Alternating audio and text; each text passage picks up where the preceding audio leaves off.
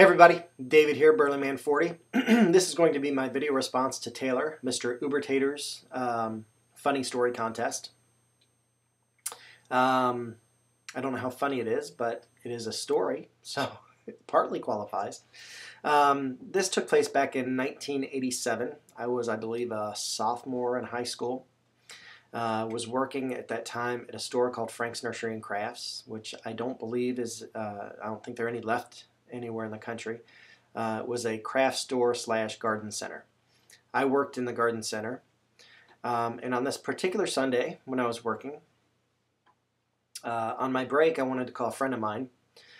So not being allowed to use the store phones for personal calls, I walked across the street, as I had a couple times in the past, to the bowling alley. It was directly across the street, Kenwood Lanes bowling alley.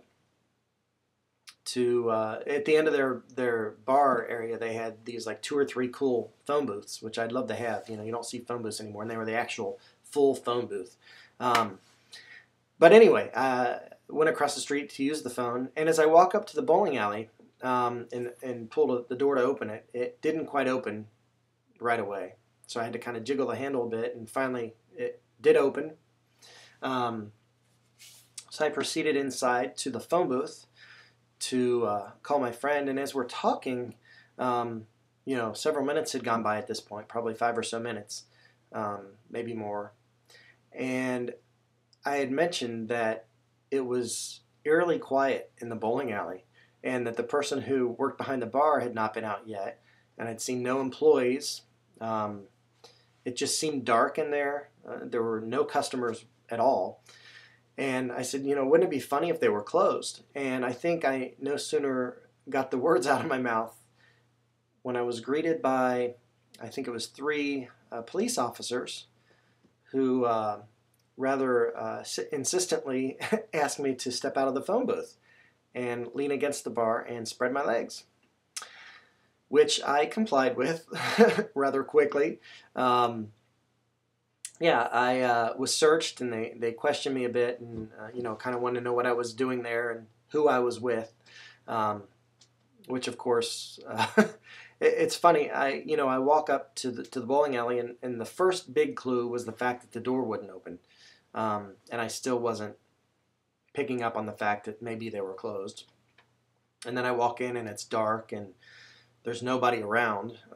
Yet still in my mind, it was cool to be in there, you know.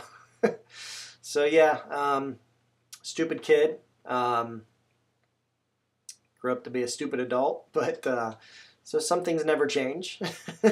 But yeah, I guess I had my run-in with the law for breaking and entering into a bowling alley. They questioned me and kind of realized I was just an idiot kid, and sent me back across the street to work, and said if they needed me, they felt like they knew where to find me, and I never heard from them again. So anyway, yeah, that's my story. Maybe not funny, but that's what I got. So anyway, Taylor, thanks for the contest. It was great to meet you yesterday at the first meeting for the Cincinnati Area Pipe Society, for the Greater Cincinnati Pipe Club. And we'll be meeting again on the 4th Saturday of each month, Lord willing, between now and whenever. So next Saturday, February 23rd, we'll be meeting again.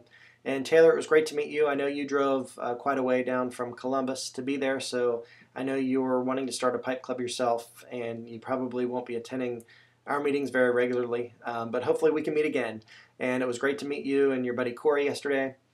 And with that, I'll just say thanks for watching, thanks for the contest, and you take care of yourself, and put that in your pipe and smoke it. God bless.